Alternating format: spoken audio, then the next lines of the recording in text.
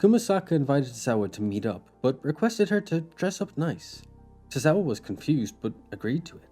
As she waited, surrounded by hotels, Kumasaka called out to Tozawa, grabbing her attention. Kumasaka was dressed up in a suit and he had his hair all done up too. Tozawa loved his look, but questioned why. Kumasaka tried to lie, but it was obvious, so he distracted her instead by asking Tozawa to turn around. Covering her eyes with his hands, he told her that he had a surprise for her, and it was in a hotel nearby. Tozawa's mind went wild, imagining all the things it could possibly be, eventually landing on the idea that it must be them doing the deed. Taking his hands away, Kumasaka told Tozawa to open her eyes.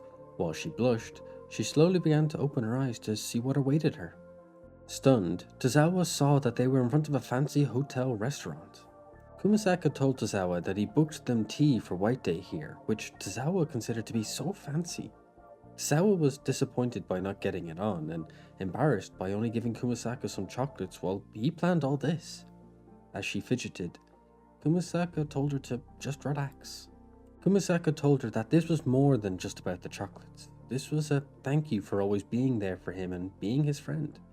As Tozawa looked at him, sparkling with joy, he told her that he'll be forever grateful to her. Happily blushing, Tozawa admitted that she should be thanking him, as it's all so much in the best kind of way.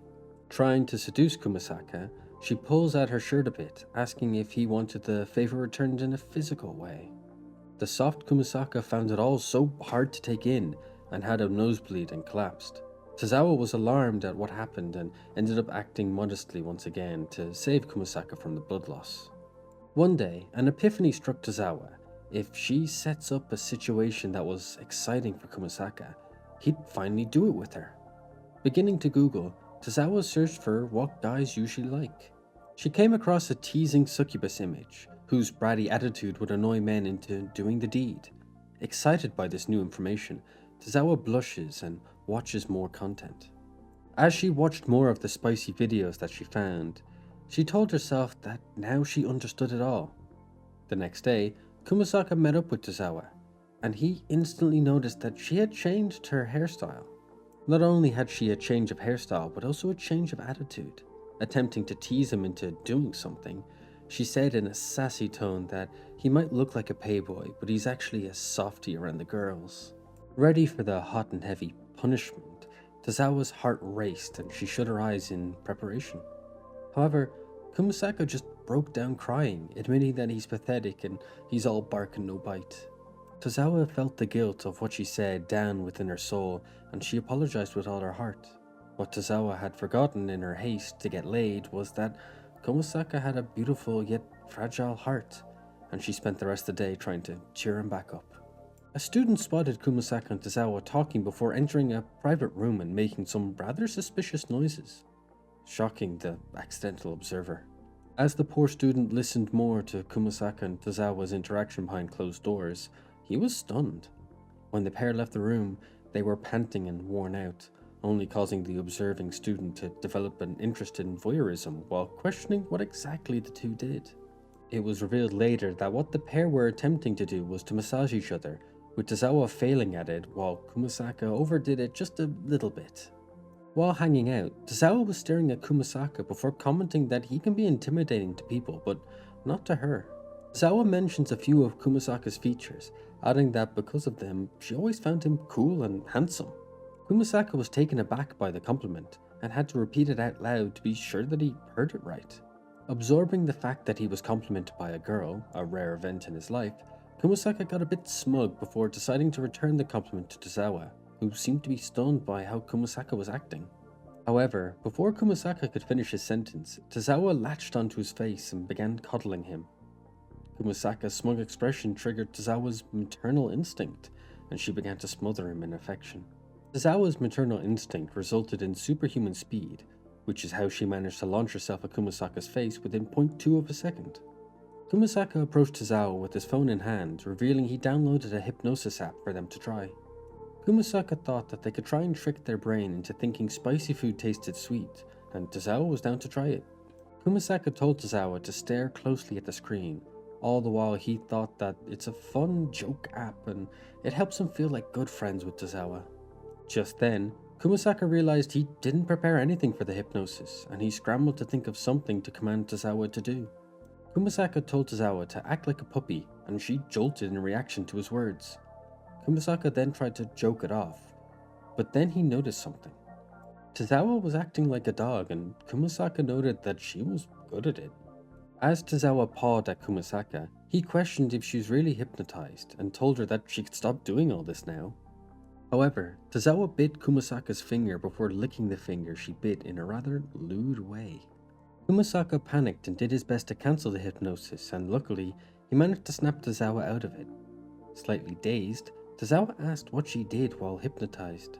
In a sweaty mess, Kumasaka commented that he was glad that Tozawa came back to her senses, but added that he can't move right now. Tozawa, now horrified, yelled at Kumasaka to explain what she had done to him. Kumasaka explained that the app really worked, and Tozawa was surprised that it was true, but she decided to take advantage of the situation and turned the app on Kumasaka and told him to do whatever he wanted to do to her, romantically. With the veins popping, Kumasaka resisted the bestial urge and fought with all his might. Tozawa was surprised by that, but realized that he might explode if he kept this up, and she cancelled the hypnosis app. While Kumasaka was walking, he was catcalled, making him slightly uncomfortable and irritated. He turned to reject the woman, only to see that it was Tozawa, who was only teasing him. He sighed in relief, but then he had an idea. Performing a gebedon, Kumasaka returned the teasing taunt, asking her out like he was a true playboy. Then Kumasaka admitted that he was only teasing, as payback for what Tozawa did. However, she absolutely loved what he did.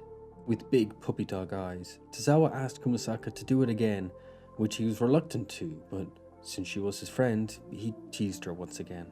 Draping his arm around Tozawa, he repeated the tease, and Tozawa went wild, causing a nosebleed to erupt and eventually causing her to pass out due to blood loss.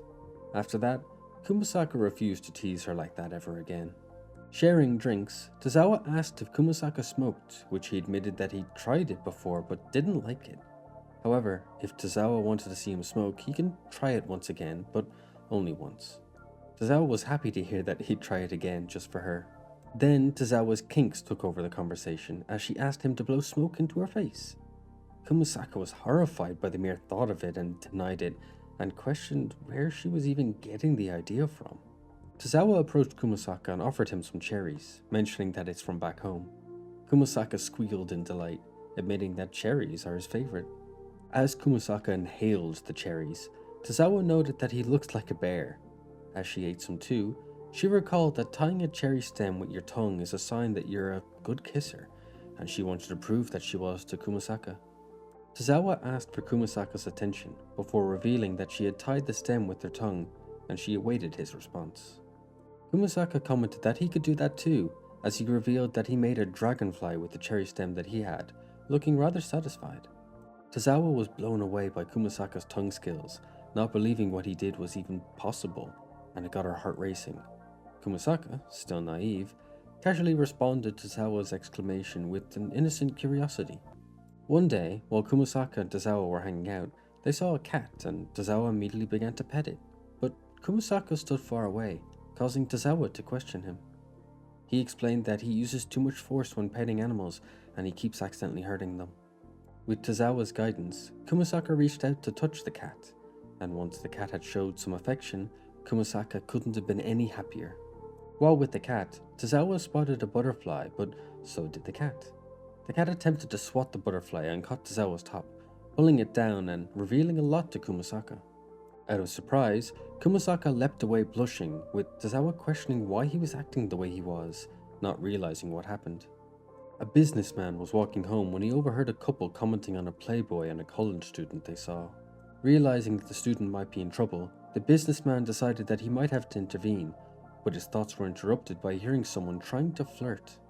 However, he was surprised when he saw Tozawa being the one hitting on Kumasaka, who seemed uncomfortable to Tozawa's advances. Luckily, Tozawa's charms worked, and they went to a cat cafe where Kumasaka loved every moment he was there surrounded by affectionate cats. As Kumasaka basked in the presence of the beautiful cats, Tozawa sat on the sidelines, getting jealous of Kumasaka not being physically affectionate with her. As he pulled his face out of the cat's furry chest, Tozawa asked for a favor. Tozawa asked for him to reenact what he just did with the cat, but with her. Kumasaka refused instantly, leaving Tozawa to make an irritated sound as a response. Kumasaka asked Tozawa to hang out next weekend, but she had to turn him down due to having a part-time job to go to. Tozawa explained that she will be working in a maid costume, distributing energy drinks for free to those who are thirsty, and there would be plenty thirsty after seeing Tozawa in a maid outfit. Kumasaka worried about the safety of the job, but Tozawa assured him that it's fine. However, he still didn't trust it, so he decided to be her guardian angel and subtly watch out for her. That weekend, Tozawa was dressed as a bunny maid while giving away energy drink samples to satisfied guys.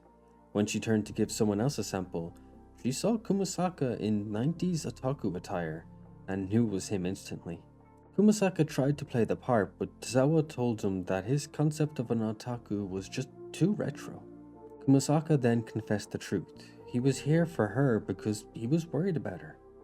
Finding it adorable, Tozawa squealed and blushed before telling Kumasaka that since he's here, she's gonna use him. Tozawa had Kumasaka help her hand out drinks, and the odd side of the two of them was viral on social media for a short time. Tozawa thanked Kumasaka for his help the other day with the drinks and added that she had fun working with him. Kumasaka shared the sentiment and apologized again for barging in on her work. Tozawa admitted that she thought he came to see her in her maid outfit, before adding that if he liked it, she can serve him in it next time. After being bombarded with flustering comments, Kumasaka told her that he'd think about it, but all Tozawa heard was that it was a maybe and not a no.